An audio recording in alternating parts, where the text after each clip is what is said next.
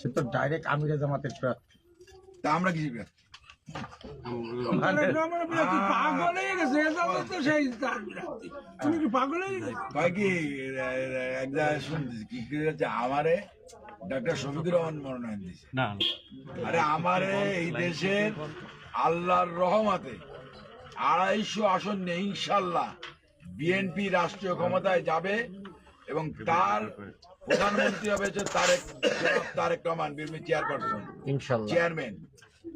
তোমরা তো আগেই আসন বেঁধে দিচ্ছ 250, এ কাণ্ডটা কি? তাহলে আমরা করে দেবো না। আপনারা করে ঠিক পাবেন না, 20টা সিট আপনি পাবেন। এই তো ভাই বাসাতে পাগল হয়ে যাবেন তো।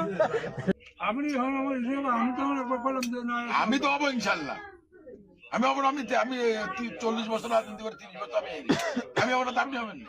আমি কি তাই করি? যাক আমরা